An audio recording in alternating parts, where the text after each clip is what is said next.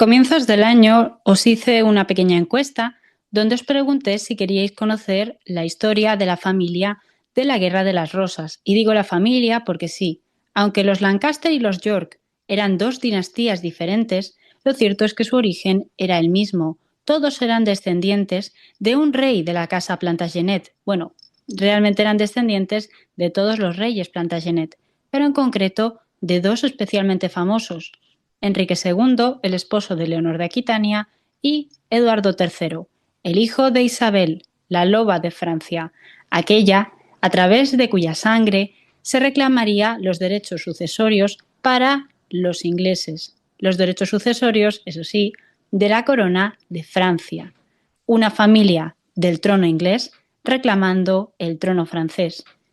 ¿Qué origen era este? El origen de la Guerra de los 100 años.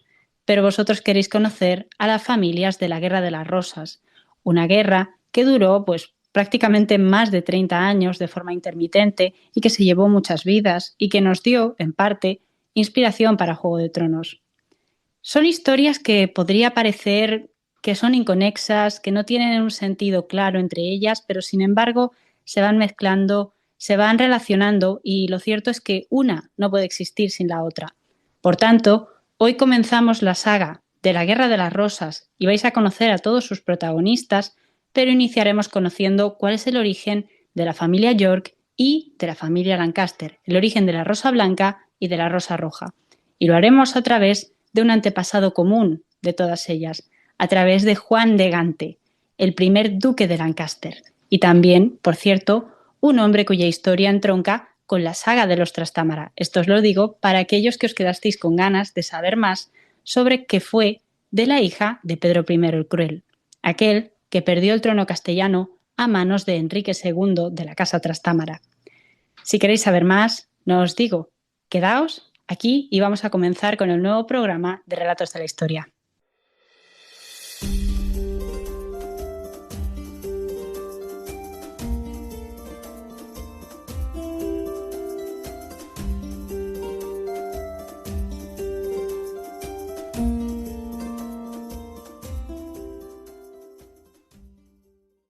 El nombre Guerra de las Rosas es uno de esos términos históricos que, aunque icónicos, aunque muy populares, no son tan antiguos como la propia contienda a la que se refieren.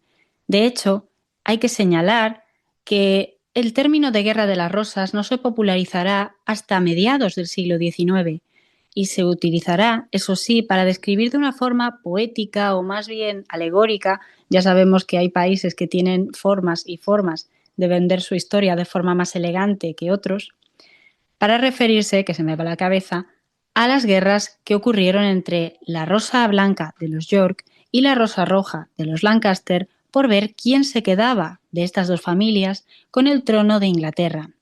Sin embargo, también os quiero decir que, aunque el término Guerra de las Rosas sea algo moderno, los emblemas florales de ambas casas sí datan del siglo XV.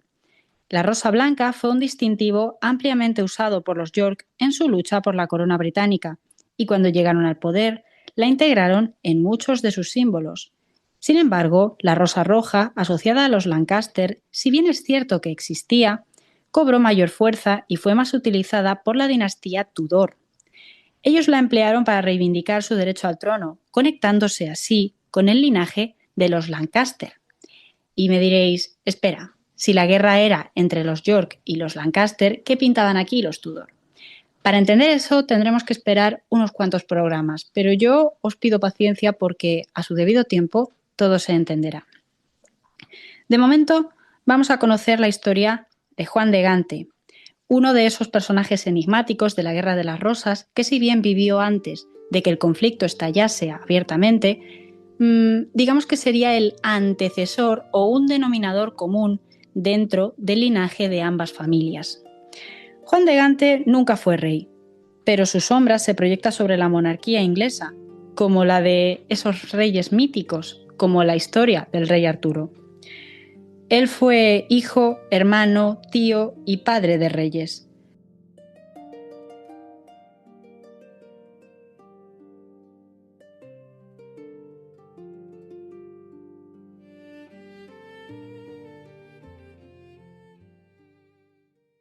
La Guerra de los 100 años no surgió por una única razón, sino por una combinación de factores políticos y económicos.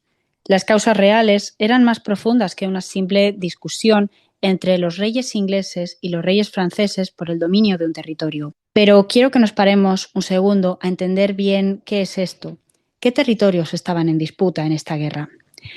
Todo se remonta a tiempos de Leonor de Aquitania y su esposo Enrique II de la Casa Plantagenet. Ya os he hablado de ellos en otras ocasiones. Ese matrimonio terminaría dando origen a un pequeño gran imperio, el Imperio Angevino, que se extendía desde las Islas Británicas hasta el sur de Francia, dividiendo dicha nación, el reino francés, en dos mitades, una mitad oeste que pertenecería a los Plantagenet, a los miembros de la familia de Leonor y su marido Enrique, y una mitad este que pertenecía a los Capeto franceses, es decir, a esa dinastía francesa que se remontaba incluso a los carolingios, al mismísimo Carlomagno, según dicen. Por tanto, una dinastía que tenía cierto regusto sacrosanto. ¿Qué ocurría? Pues que con el paso del tiempo, los franceses habían ido avanzando en su interés en conquistar terreno a esos reyes ingleses que, sin embargo, poseían tantas tierras en su nación, en su reino francés, y que incluso en su corte hablaban francés en vez de inglés, porque consideraban que esa era su identidad, que ese era su verdadero origen. Y en el transcurso del tiempo, a medida que los franceses iban quitando terreno a los ingleses aún conservaban zonas importantes, como la Guyena, también conocida como la Gascuña, muy vinculada a la zona de Aquitania. Pero ¿qué pasaba con esto? ¿Cuál era la verdadera discordia que surgía entre los Capeto y los Plantagenet? Puesto que, si bien los Plantagenet eran dueños de la Guyena, por derecho teóricamente, por derecho de familia, también es cierto que por ese derecho le debían vasallaje, obediencia y lealtad al rey de Francia. Y que un rey extranjero como el inglés le debiese algo al rey francés no sentaba bien, no les gustaba a los ingleses y por eso los ingleses reclamaban más independencia o más capacidad de autogobierno sobre sus territorios sin tener que aceptar la llamada del rey francés cuando éste quisiese algo. Porque, ¿qué podía exigir un francés al inglés? ¿Qué podía pedirles si necesitaba algo? ¿Y si el francés entraba en guerra con el inglés? Entonces, ¿qué debían hacer las tierras de la Guyena? ¿A quién debían obedecer? Era un problema muy grande y mucho más complejo de lo que puede parecer. Pero es que si esto además añadimos el tema de que los ingleses en determinado momento son descendientes también de los reyes Capeto, todo se complica. Para entender esto tenemos que centrarnos, avanzando un poquito en el tiempo, en la figura del padre de nuestro protagonista de hoy, en la figura del rey Eduardo III de Inglaterra. Este rey jugó un papel fundamental, pues era hijo de un rey Plantagenet y de una princesa francesa, Isabel de Francia, más conocida como la Loba de Francia. ¿Alguno de vosotros ha leído Un mundo sin fin de Ken Follett? Pues es esa reina la que aparece ahí. Isabel era hija del rey Felipe el Hermoso de Francia, aquel que falleció y aunque había dejado 3 hijos varones que pudiesen, digamos, sucederle, ninguno de los 3 llegaría a tener descendencia masculina, por lo que en Francia hubo un cierto vacío de poder y se especuló con la posibilidad de que Eduardo pudiese heredar la corona francesa, uniendo de esa manera a Inglaterra y a Francia bajo una misma corona. Se dice popularmente que la Guerra de los 100 años inicia con esa reclamación del rey Eduardo. Sin embargo, la historia nos cuenta otra cosa, puesto que Eduardo, en el año 1329, terminó prestando homenaje al nuevo rey francés, ahora miembro de la dinastía Valois y no de la dinastía Capeto, que acababa de extinguirse su línea principal, el rey Felipe VI, reconociéndolo como su señor feudal. Es decir, Eduardo reconoció que ese nuevo rey francés era su señor feudal por los territorios que aún poseía en Francia. Sin embargo, cuando este mismo rey francés confiscó Guyena por una tercera vez en la historia, en el año 1337, Eduardo terminaría rompiendo su juramento de lealtad a los franceses. Fue entonces cuando reclamó el trono de Francia para sí mismo, en una estrategia que no era solo ambición, sino la forma que encontró para asegurar de manera definitiva el dominio inglés sobre la Guyena, el dominio inglés sobre sus posesiones legítimas. Eduardo III tomó la iniciativa militar, desembarcando en el continente. Logró victorias clave, como la batalla naval de Lecluche en 1340 y, muy especialmente, la famosa batalla de Crécy en 1346, donde sus arqueros causaron estragos en la caballería francesa, demostrando una nueva manera de hacer la guerra. Eduardo, de alguna manera, estaba sentando un nuevo precedente. Pero os preguntaréis, ¿cuál es la clave del conflicto? ¿Así es como empezó la Guerra de los 100 años? Podría decirse que sí, pero todavía no había escalado hasta toda la barbarie que podía escalar. Y para entender esto, toca centrarse en una zona clave, la región de Flandes, una región crucial en esta historia, puesto que fue la verdadera chispa o el verdadero casus belli de la Guerra de los 100 años. Debido todo, sin embargo, a una contradicción explosiva, a una interdependencia que nadie esperaba. Veréis, el condado de Flandes, en esta época, a mediados del siglo XIV, ya nos encontramos, tenía una industria textil pujante. Es famosa esa historia entre los españoles, ¿no? ¿Recordáis lo que nos decían en el colegio? La lana castellana que se enviaba a Flandes para que fuese trabajada allí, convertida en bellos telares y en bellos tapices, que luego eran enviados de vuelta a Castilla ya terminados. Pues resulta que el grueso de la materia prima que utilizaban en Flandes no era tanto la lana castellana, sino la lana inglesa. Y esto es bastante fácil de entender porque en aquellos tiempos la proximidad geográfica y la propia relación entre los grandes comerciantes y los nobles de ambas naciones, de ambos territorios, eran mucho más próximas. ¿Qué ocurrió? Sin embargo, el conde de Flandes y toda la alta nobleza eran pro-franceses, defendían a la casa francesa. Y eso cambiaba mucho la historia, porque teníamos a una élite mercantil, una élite burguesa, que dependía totalmente de los ingleses. ¿Qué ocurrió? Que Eduardo, hombre inteligente, se dio cuenta de esto y decidió utilizar la lana inglesa como un arma económica. En el año 1336, Eduardo prohibió las exportaciones de lana a Flandes, provocando una grave crisis y arruinando a los artesanos locales. Esto forzó, además, a los flamencos a rebelarse contra su conde, como os decía, un hombre que apoyaba al rey de Francia de forma incondicional. Y 3 años más tarde, los rebeldes que todavía aguantaban al envite de las fuerzas del conde fueron liderados por Jacobo van Artevelde y pidieron ayuda a Eduardo, pidieron ayuda a un monarca extranjero, al monarca inglés. ¿Para qué? Para que los salvara. Y Eduardo aprovechó la situación tal y como habría planeado. Probablemente lo había planeado, aunque creo que no pensó que fuese a ser tan espectacular. ¿Qué hizo Eduardo? Dicen que apoyado o aconsejado por este rebelde de Jacobo van Artevelde, decidió hacerse llamar a sí mismo heredero a la corona francesa, hacerse llamar a sí mismo rey de Francia. Y hay quien dice de forma muy teatral que decidió tomar las flores de lis del blasón francés para incluirlos en su propio blasón inglés. En medio de este escenario de guerra abierta, intrigas y estrategias económicas es donde nació nuestro protagonista de hoy, donde nació Juan. Esto ocurrió el día 6 de marzo de 1340 en la abadía de San Babón, en Gante, una ciudad perteneciente al condado de Flandes. Y desde luego, por supuesto, de esta ciudad donde nació es de donde toma el sobrenombre por el que lo conocemos nosotros a día de hoy en el siglo XXI, Juan de Gante, porque hay que señalar que en su tiempo no se lo conoció como Juan de Gante. Juan era el cuarto hijo del rey Eduardo III y de su esposa, la señora Felipa de Henao.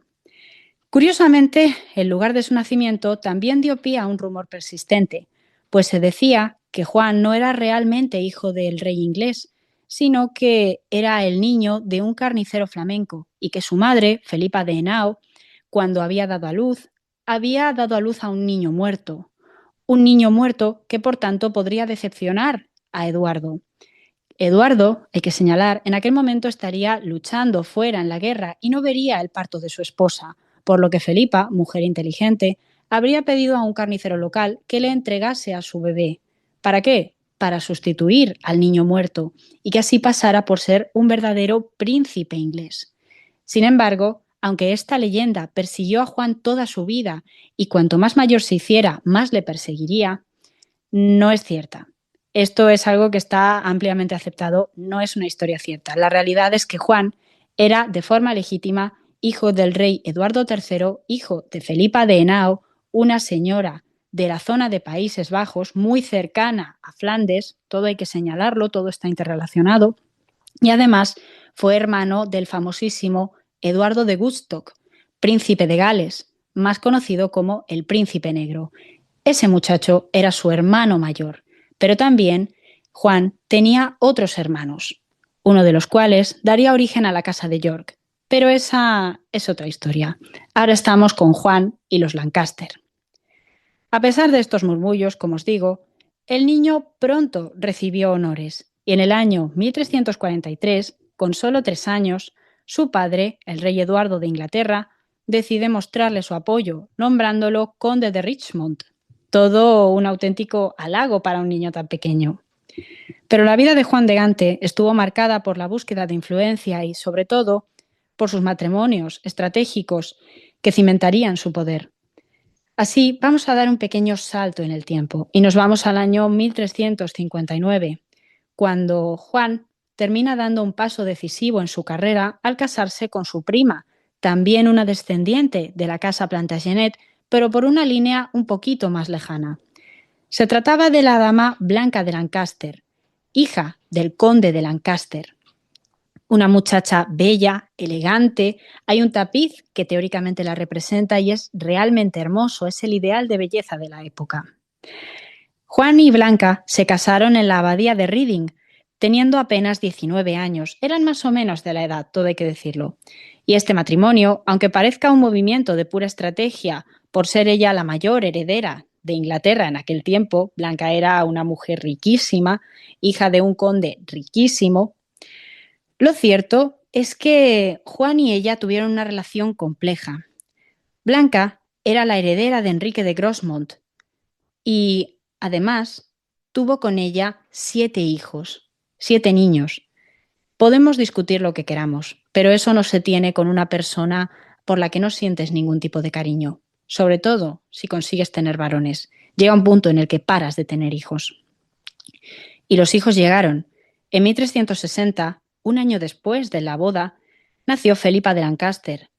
Más tarde, 3 años después, en 1363, nació Isabel y en 1367 su primer hijo varón, en llegar a la edad adulta, porque tuvieron otros que no llegaron a esa edad.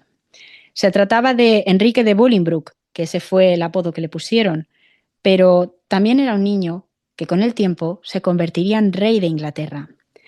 Sin embargo, creo que deberíamos esperar para conocer la historia de ese joven Enrique de Bolingbroke, porque también hubo otros niños que no sobrevivieron y vendrían más niños de la mano de otros matrimonios. Sin embargo, vamos a continuar. Pues la suerte jugó a favor de Juan en la década de 1360, en esa misma década en la que se casó con Blanca y comenzó de forma definitiva, podríamos decir, su etapa adulta, entrando en la veintena. Puesto que en el año 1361, al fallecer su suegro, el poderoso Enrique de Grosmont, conde de Lancaster, Juan heredó la mitad de sus tierras a través de los derechos que tenía su esposa Blanca y el título de conde de Lancaster, además de importantes baronías como Halton y Bowland. Pero poco después, unos pocos meses, cuando ya estaban en 1362, la hermana de Blanca murió sin descendencia, por lo que esto permitió que Juan heredase el resto de las propiedades de los Lancaster, incluyendo los condados de Leicester y Derby. De repente, mirad cómo es la vida, este joven príncipe de apenas 20 años se convirtió en el hombre más rico de Inglaterra, teniendo a su cargo más de 30 castillos y unos ingresos anuales que, Algunas fuentes quieren situar entre los 8.000 y las 10.000 libras, pero yo no quiero lanzarme demasiado en esto porque es muy peligroso, ¿vale? A veces los registros no están completos o a veces se pueden llegar a confundir. Para que nos hagamos una idea, eso sí, se trataba en cualquier caso de una suma astronómica, una suma equiparable a los ingresos totales que podían tener algunos reinos pequeños. Creo que por eso se hacen este tipo de estimaciones a veces. Su casa, su corte personal, funcionaba como una monarquía paralela a la de su padre, el rey Eduardo. Tenía su propio ejército de criados. Juan tenía sus propios administradores. Y esa riqueza, que venía íntegramente de su esposa, de la dama Blanca de Lancaster, le dio una independencia y un poder que ninguno de sus hermanos tenía, ni siquiera el heredero a la corona y príncipe de Gales, Eduardo de Woodstock. Por eso, para colmo, su padre decide honrarle en el mismo año en el que lo hereda todo, llamándole duque de Lancaster. Ya no es conde, ahora es duque, que es una posición superior en la escala nobiliaria. De repente, el señor Juan de Gante se convierte en el primer duque de Lancaster. Y ya no es solo el hijo del rey, ahora es un magnate con poder propio, que reside en sus vastas propiedades, como el castillo de Kenilworth y el Palacio de Savoy en Londres, que sin duda sería uno de sus favoritos, pero también con el tiempo llegaría a residir en el castillo de Leicester.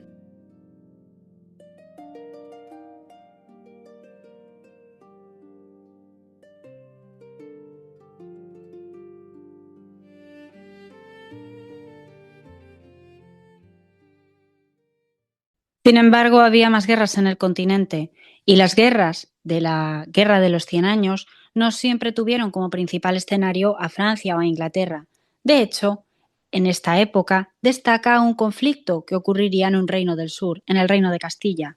Ya os he hablado de él en la serie sobre los Trastámara, puesto que, en determinado momento, en torno al año 1366, el rey Pedro I el Cruel termina siendo desterrado de su trono por su hermano, el bastardo Enrique de Trastámara. Y esto obliga a que Pedro busque ayuda y encontrará ayuda en el bando de los ingleses, mientras que su hermano Enrique encontraría su propia ayuda unas veces en el bando aragonés, en el reino de Aragón, y otras veces en el bando de los franceses, que sí participaba de la Guerra de los 100 Años. Estos conflictos periféricos, aunque no eran parte del escenario principal, sí tenían su peso, puesto que obligaban a que tanto la dinastía inglesa como la francesa buscaran a sus propios aliados y buscasen a gente dispuesta a ayudarles. Por no hablar de que si desviaban las fuerzas de sus rivales hacia un conflicto periférico, dejaban el campo libre para que pudiesen avanzar en el territorio importante, es decir, en Francia. Era una suerte de estrategia que forzaba al desgaste a uno y a otro contrincante. Y aquí entenderéis en parte por qué la Guerra de los 100 Años duró tantísimo tiempo. ¿Qué ocurrió con Juan en este caso, en el caso castellano? Pues que en el año 1366 su hermano, el príncipe de Gales, Eduardo de Woodstock, junto con el rey de Navarra, terminan firmando un tratado para ayudar y apoyar a Pedro I el Cruel para que recupere su trono en Castilla. En este tratado, lo que se establece es que los ingleses se comprometen a prestarles ayuda militar a los castellanos, al bando de Pedro, siempre y cuando éste después responda con una serie de pagos, de privilegios y de tierras quizás. Por eso, en esa misma época, en el año 1367, vemos que Juan parte de sus tierras y se marcha a Castilla a pelear codo con su hermano, el príncipe de Gales, en la batalla de Nájera, una batalla donde el bando de Pedro saldría victorioso, mientras que el bando de su hermano Enrique terminaría perdiendo y Enrique terminaría teniendo que marcharse al exilio durante una temporada. Sin embargo, hubo un problema y es que Pedro no pagó todo lo que le habían pedido o todo lo que él había prometido en la Alianza de Liburn, por lo que tanto Juan como su hermano Eduardo de Woodstock se van a sentir bastante cabreados con el castellano y lo van a dejar a su suerte. Lo dejarán a su suerte hasta el punto de que 2 años más tarde, Pedro I el Cruel sería asesinado por su propio hermano, el bastardo y usurpador Enrique de Trastámara, después de la batalla de Montiel. Muerto de una forma muy fea, además. Si queréis saber eso, os recomiendo que vayáis a escuchar ese programa.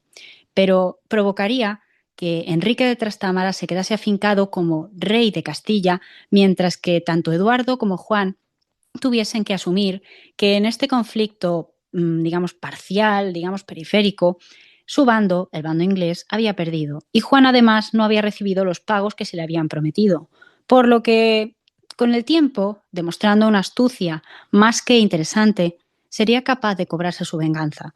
Pero para que ese momento llegase, antes tenía que ser golpeado por la pérdida, puesto que un año antes de que el rey Pedro fuese asesinado, Juan sufría una de las mayores atrocidades que puede sufrir una persona, puesto que su esposa, Blanca de Lancaster, aquella que le había proporcionado buena parte de sus tierras, aquella que le había proporcionado el título de duque de Lancaster, bueno, la que había conseguido que se lo entregaran, y aquella que le había dado un total de 7 hijos, falleció. Falleció muy joven, teóricamente de peste, puesto que la epidemia de peste negra asolaba Europa en esta época. Esa epidemia famosa que se estima podría haber matado hasta un tercio de la población europea de la época. La enfermedad se llevó a Blanca y también hizo enfermar a algunos de sus hijos, pero sus hijos no se quedarían solos, puesto que estaban en compañía de una dama, Catalina, que os presentaré pronto, porque esta mujer, esta dama de compañía de Blanca, que había ayudado a cuidar a toda su prole, tendría un papel más que determinante en los últimos años de vida de Juan de Gante. Pero como os digo, cuando Blanca fallece, Juan está lejos de ella, está luchando en Francia, en el bando de sus padres, está luchando por la corona que teóricamente le debe corresponder a su hermano, el príncipe de Gales y heredero a la corona de Inglaterra. Sin embargo, todo hay que decirlo, el autor Geoffrey Chaucer, escritor de los cuentos de Canterbury, amigo y protegido de Juan de Gante, dejaría testimonio sobre cómo la muerte de Blanca, lejos de ser un asunto que le diese igual al duque de Lancaster, le habría importado mucho. Hay una historia, hay un poema llamado El libro de la duquesa, donde se describe cómo el luto de un caballero, que claramente es Juan de Gante, puede llegar a afectarle hasta el punto de que llore desconsolado por la pérdida de su buena y bella Blanca. Esto nos muestra una faceta que choca con la imagen del político duro, ambicioso, que a menudo se tiene de Juan de Gante, pues es la primera gran dualidad de su carácter. El matrimonio de Blanca le dio un poder inmenso, pero también le dio una relación de afecto real, lejos de lo que puede llegar a pensarse sobre los matrimonios de la Edad Media. Lo cierto es que, como os decía antes, 2 personas no tienen 7 hijos si no tienen un mínimo de cariño mutuo. La muerte de Blanca supondrá un antes y un después en la vida de Juan y cerrará una etapa de su vida más centrada en Inglaterra y en su familia para abrir otra mucho más turbulenta, marcada por la guerra y la ambición. Una ambición en la cual la muerte de ese rey periférico, Pedro I de Castilla, tendría más importancia de la que cabía esperar, puesto que, a pesar del dolor de la muerte de su esposa, Juan terminaría reaccionando con pragmatismo político y se sobrepondría, y apenas un par de años después de la pérdida de Blanca, en el año 1371, Juan se casó con Constanza de Castilla. ¿Quién es Constanza de Castilla? Constanza de Castilla era la hija del difunto rey castellano Pedro I el Cruel. Y aquí sí que no hay poemas de amor. Esto es pura ambición, ambición pura y dura. Este matrimonio fue una jugada clave, ya que a través de Constanza, Juan de Gante reclamó el trono de Castilla. No contento con que no le habían pagado lo que tocaba, pues ahora exigía el trono entero. Autoproclamándose rey, se convirtió en una obsesión que dominaría su política durante casi 15 años, la obsesión por conseguir el trono de Castilla. Dicen que incluso cambió su sello y que exigiría a algunos nobles de la época que le llamaran mi señor de Castilla, aunque también hay quien dice mi señor de España, pero no sé yo si ese término sería un poco anacrónico, depende del historiador al que preguntes. Lo que sí se sabe a ciencia cierta es que de esa nueva unión nacería, 3 años después del matrimonio, una niña llamada Catarina de Lancaster. Una niña que, sin embargo, y os lo adelanto, estaría destinada a cerrar una herida dentro de Castilla, la herida entre el bando de Enrique de Trastámara y Pedro I el Cruel. Pues esa niña, esa hija de Juan de Gante, se casaría con el nieto de Enrique II de Trastámara. Pero, como estamos hablando de Juan, pues tenemos que centrarnos en él. Pues los años siguientes transcurrieron con un Juan sirviendo en campañas militares en el continente, liderando incursiones desde Calais en el norte de Francia.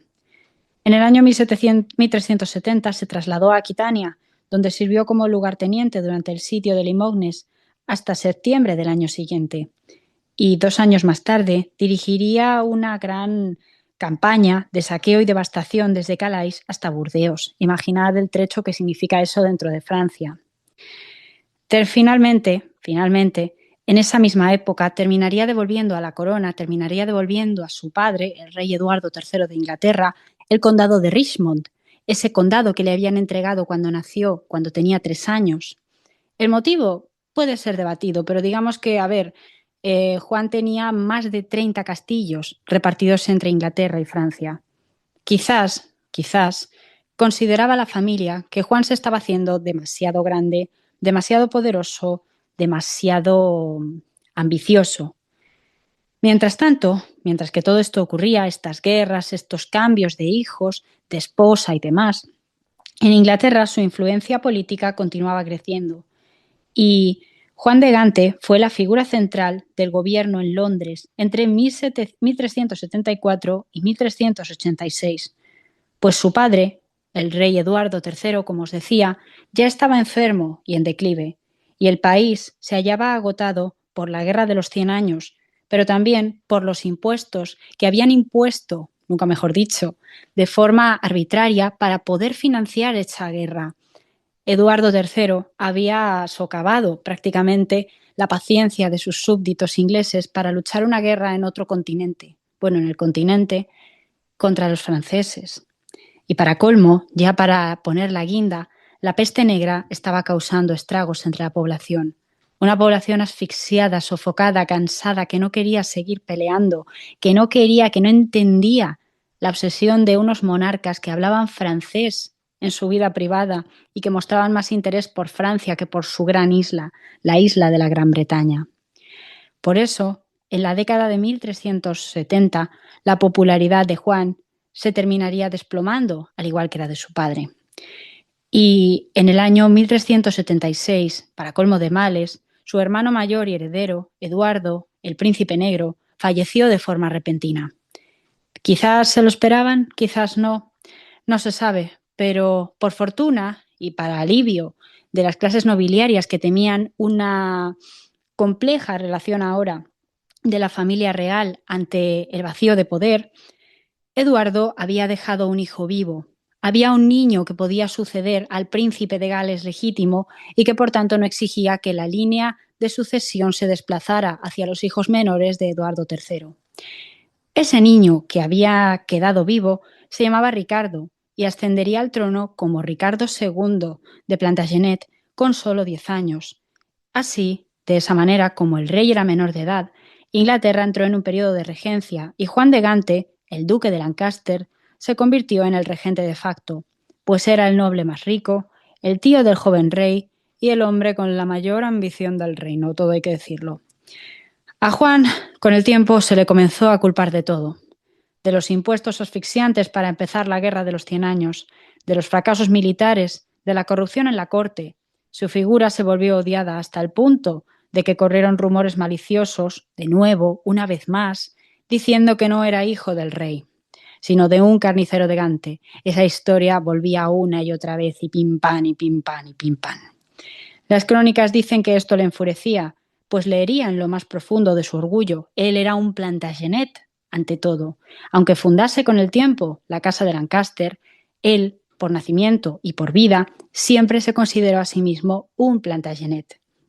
Y en este contexto de crisis, el pueblo buscaba un responsable para la guerra y los impuestos. La ira popular, con todo lo que estaba pasando, se dirigió hacia el hombre más poderoso del país, Juan de Gante.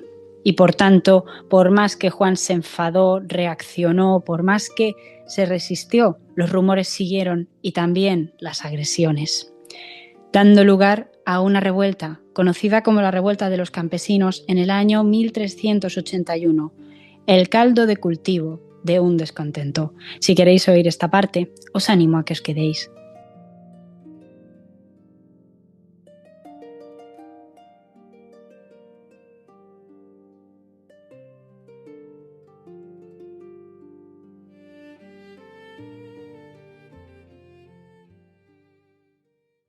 aquí os voy a pedir que me dejéis hacer un inciso para explicaros que la revuelta de los campesinos de 1381 fue una, como lo dice la palabra, revuelta campesina que se habría originado en Essex y en Kent y que habría marchado después hasta Londres, dejando un reguero de sangre y muertos a su paso, motivados principalmente por las abusivas poll taxes, unos impuestos que se habían ido poniendo en repetidas ocasiones y que se habían ido añadiendo sin eliminar los anteriores, de forma que la población más humilde estaba cada vez más asfixiada.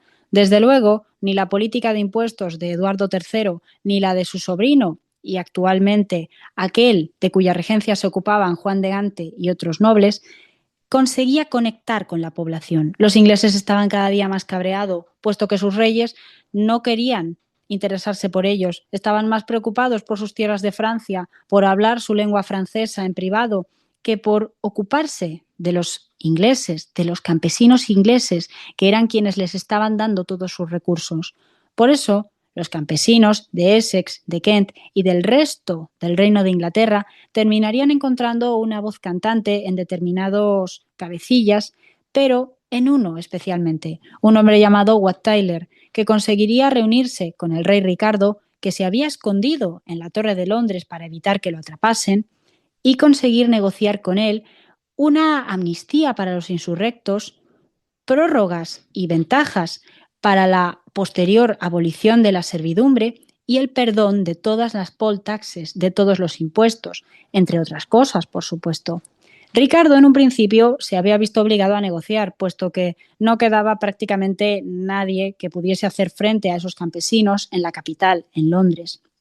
Para que lo entendáis, la mayor parte de las fuerzas del reino estaban dispersas, por una parte en Francia, en la Guerra de los 100 Años, y por otra parte en el norte, en la frontera con Escocia, donde, por cierto, estaba el hombre más fuerte del reino, el más rico, y el hombre que se estaba ocupando, en primer lugar, de primera mano, de la regencia de su majestad, nuestro protagonista, Juan de Gante. Por tanto, Juan de Gante no pudo intervenir en las negociaciones ni pudo tomar partido por su sobrino o por los insurrectos, pero sí que sufrió las consecuencias de esta revuelta, puesto que los insurrectos le buscaban a él antes que a nadie, buscaban asesinarlo y buscaban hacerle daño. Por eso, lo primero que hicieron al entrar en Londres fue lanzarse a por su suntuoso y espléndido Palacio de Savoy, que se decía que era el más grande y hermoso de todo Londres. Lo redujeron a cenizas hasta los cimientos. Y después cogieron al secretario de Juan de Gante y a su médico y los decapitaron. Y luego fueron a por su hijo, Enrique de Bolingbroke, futuro rey de Inglaterra, pero este consiguió salvarse porque lo rescataron a tiempo. Sin embargo, por fortuna, el alcalde de Londres de aquel momento fue capaz de reconducir la situación y de conseguir que las tropas reales que se mantenían dentro de la capital pudiesen hacer frente a esas tropas campesinas. Todo eso a pesar de que Wat Tyler le había pedido al rey que las tropas campesinas, las milicias campesinas, tuviesen tanto poder a nivel de legitimidad como las milicias reales. Su Majestad se había visto obligado a aceptar para salir del paso, pero al final terminaría poniéndose de paso de parte de su alcalde y terminaría cogiendo un caballo y cabalgando, gritándoles a sus rebeldes en un primer momento que él, como rey, se ocuparía de llevarlos a la victoria. Pero todo esto era una traición. ¿Por qué esta traición? Como Wat Tyler permitió que el rey Ricardo traicionase a su gente y que los guiase a una muerte segura, afirmando que les iba a dar todo lo que pidieran. Pues porque Wat Tyler ya había sido asesinado en mitad de las negociaciones por el alcalde de Londres y por su escudero, que le habían golpeado hasta la muerte. Con la espada, todo hay que decirlo. Fue en las negociaciones de Smithfield, el día 15 de junio de 1381. Sin embargo, a pesar de que la revuelta en Londres finalmente terminó siendo aplastada y que el rey Ricardo, de apenas 14 años, por primera vez en su vida demostró una crueldad muy fuerte y unas ganas de reprender y de acabar con esa rebelión nunca antes vistas, es cierto que en el país hubo que ir paliando la situación poco a poco, porque también, inevitablemente, la insurrección se extendió. Pero, ¿qué ocurrió con Juan de Gante mientras tanto? ¿Qué pasaba con él? Pues veréis, mientras su reputación se hundía poco a poco en Inglaterra y el país lidiaba con las secuelas de todo esto, Juan de Gante estaba en otro sitio, o más bien en su propia partida para conseguir una corona en el extranjero.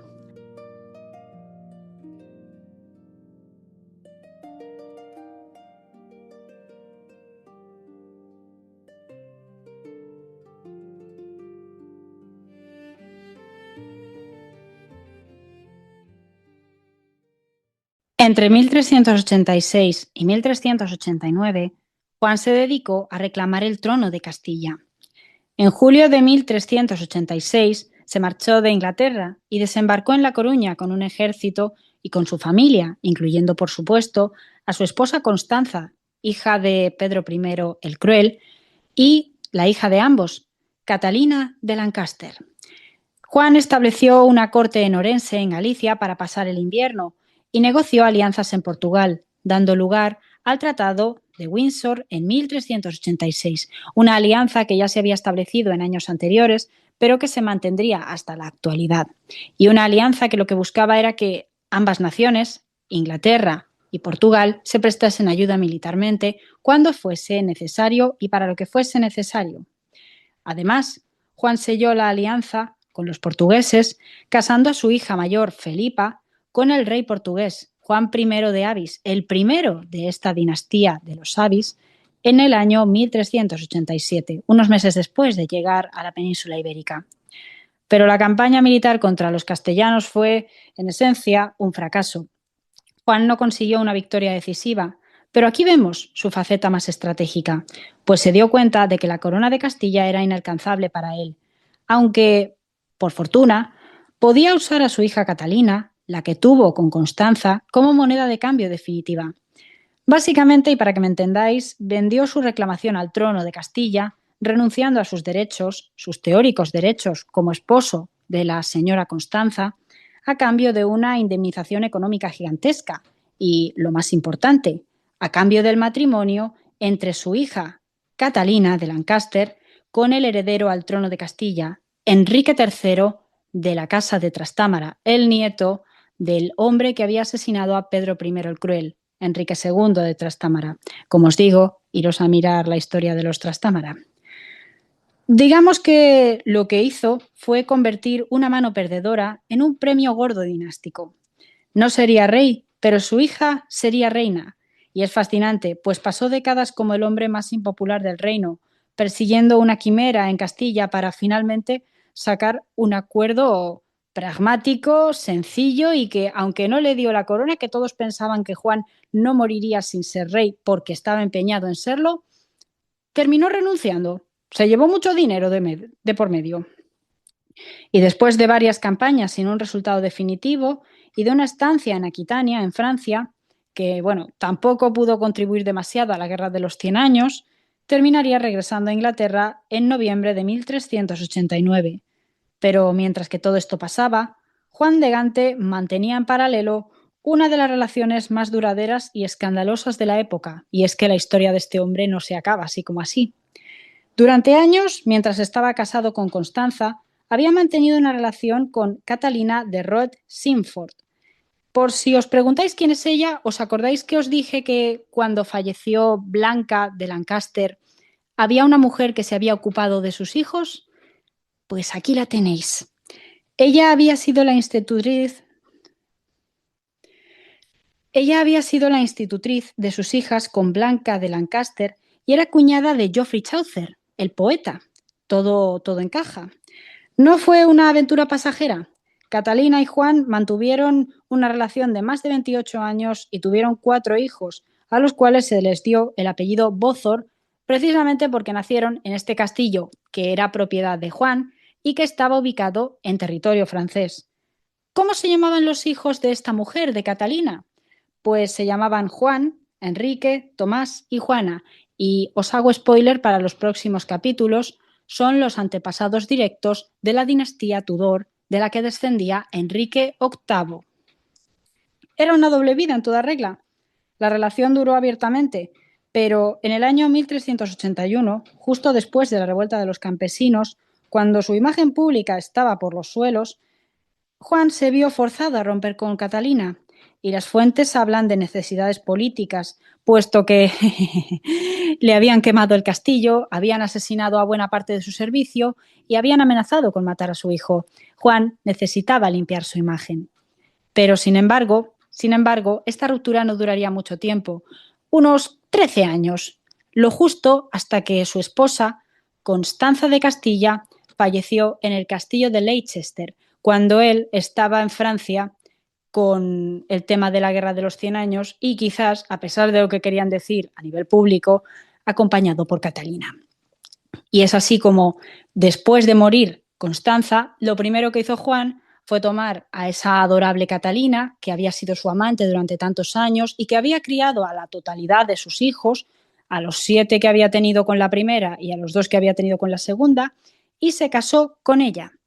Se casó con su amante de hacía décadas, convirtiéndola en su tercera esposa, la duquesa de Lancaster y la mujer más poderosa a nivel económico de Inglaterra. Y esto, sin duda, debió de ser una bomba nuclear en la sociedad de la época, puesto que desafió todas las convenciones sociales, por no hablar de las religiosas. Pero ojo, ojo, ojo. Juan, obviamente, como un señor rico, poderoso y fuerte, no se detuvo ahí, pues se dirigió al rey, su sobrino Ricardo II, y al Papa, y consiguió lo imposible, que sus 4 hijos con Catalina, los Bózor, fueran declarados legítimos. Era una época donde el linaje y la legitimidad lo eran todo, y él básicamente obligó a la Iglesia y al rey a reescribir la historia y reconocer a los hijos de su amante, que no eran los hijos de una esposa legítima normal de la época, ¿no? Era una noble procedente también de la zona de los Países Bajos, con la que se había amancebado durante años, que para colmo había trabajado para sus 2 esposas fallecidas y que ahora se casaba con él. El impacto fue sísmico, fue un acto de lealtad y afecto hacia Catalina enorme, hacia sus hijos también, pero un acto de locura a ojos de la política de la época. Se ve que Juan en sus últimos años de vida ya dijo, oye, por una vez voy a hacer lo que yo quiera. Me he pasado la vida siendo estratégico, cauto, político, calculando y recabando toda la riqueza que he podido. Ahora es el momento de gastármela. Después de toda la aventura española y de haber resuelto, por así decirlo, su vida sentimental, terminó cambiando enteramente.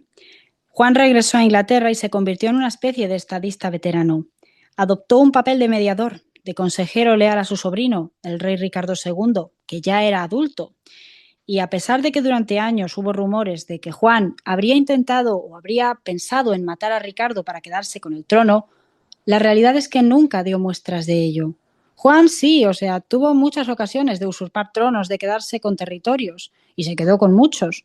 Pero lo cierto es que nunca intentó tomar un poder que no le correspondía, en sentido de que nunca, a la hora de la verdad, terminó quedándose con un trono. ¿Fue porque no pudo? ¿Fue porque no quiso? Eso ya es un debate que corresponde a los historiadores. Lo cierto es que él intentó ser un factor de estabilidad entre el rey y una facción de nobles cada vez más hostil a la figura de Ricardo. Por una parte, por los impuestos, por otra parte, porque teóricamente era un rey que no sabía mantener el control del reino, y por otra parte, porque se habría mostrado demasiado blando durante la revuelta de los campesinos de hacía ya más de 10 años. Aquí hay algo que nos cuesta entender, ¿vale? Porque si bien Juan tenía que ser leal a su sobrino el rey, también tenía que proteger a su hijo, Enrique Bolingbroke, aquel que había sobrevivido a la revuelta de los campesinos después de haber estado a punto de ser decapitado. ¿Por qué lo tenía que proteger? Pues porque Enrique era el principal opositor, el principal líder de los nobles que se oponían al gobierno de Ricardo II. Y esto significaba que Juan tenía que mantener un equilibrio muy complicado. Estaba atrapado entre la lealtad a su rey y el amor a su hijo. Y hay un momento terrible en que su hermano menor, el hermano menor de Juan de Gante, Tomás de Woodstock, fue asesinado, muy probablemente por orden del rey Ricardo. Y Juan de Gante apenas protestó por esto, apenas protestó porque su sobrino había matado a su hermano. Muchos historiadores creen que se tragó su ira y su dolor para no poner en peligro a Enrique, que también estaba a punto de ser desterrado por el rey. Ricardo odiaba a Enrique Bolingbroke, era su rival y era el hombre que más peligroso podía resultar para su posición como rey. Juan lo sabía y por eso sacrificó la justicia de su hermano, la justicia del fallecido, del asesinado Thomas de Woodstock, para proteger a Enrique Bolingbroke, para proteger a su niño y, paradójicamente, al futuro rey de Inglaterra. Pero al final, toda esa lealtad que demostró no le sirvió de nada. En el año 1398, en uno de sus cada vez más frecuentes actos de tiranía, Ricardo II terminaría desterrando a Enrique. Lo enviaría lejos de la corte durante 10 años. Y aquí viene el golpe de gracia que falta para comentar, puesto que al año siguiente, el 3 de febrero de 1399, Juan de Gante murió en Leicester, en el castillo que había sido de su propiedad, a la edad de 58 años, y está enterrado con su primera esposa, Blanca de Lancaster, en la Catedral de San Pablo en Londres. Estaba en su lecho de muerte, sin embargo, con Catalina, su tercera esposa y antigua amante, a su lado. Y Ricardo II cometió el mayor error de su reinado, puesto que canceló el destierro de Enrique para contentar a su tío que estaba ya difunto, estaba ya moribundo, y lo permitió regresar a Inglaterra, pero no lo permitiría volver así como si nada. Ricardo le perdonó en un principio y le dejó volver, pero esperó a que Juan de Gante falleciese para desheredar a Enrique de todas las tierras del difunto duque de Lancaster. ¿Qué hizo Enrique? Enrique se vio confiscado de absolutamente todo el ducado de Lancaster, los 30 castillos entre Francia e Inglaterra, la fortuna de Juan y todo lo que podía quedarle, incluso su ejército le quitó. Fue un acto de pura avaricia y una imprudencia política horrible para alguien como Ricardo II, que ya llevaba años en el poder.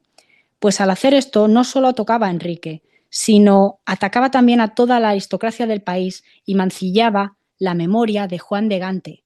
Por eso y no por otra cosa, Enrique se terminaría alzando contra Ricardo II de la casa de Plantagenet y terminaría convirtiéndose en un nuevo rey, Enrique IV, pero no Plantagenet. No iba a mantener el nombre de la dinastía que había producido tanto dolor a los ingleses. En su lugar, él, como heredero del primer duque de Lancaster, iba a imponer un nuevo apellido, un nuevo nombre, una nueva dinastía, un nuevo linaje que iba a partir de él. El hijo de Juan de Gante, Enrique Bolingbroke, Enrique IV de Inglaterra, daría origen a la Rosa Roja de la reina, de la Guerra de las Rosas, la Rosa de los Lancaster. Este y no otro es el primer capítulo, la precuela que conducirá al desarrollo de la Guerra de las Rosas, la parte donde conocemos de dónde viene el nombre de la Rosa Roja, de la Rosa de los Lancaster. Y con esto creo que podemos dar por finalizado el programa de hoy. Como siempre, espero que lo hayáis disfrutado mucho, que no os haya decepcionado, que no os haya aburrido y que queráis seguir conociendo más sobre la Guerra de las Rosas de Inglaterra. Ya os he hablado sobre la primera rosa. La próxima será la blanca. Y ya, desde luego, entraremos a hablar directamente en la guerra de las dos rosas. Porque ahora esto era un poco preparar el terreno. De manera que nos vemos el programa que viene.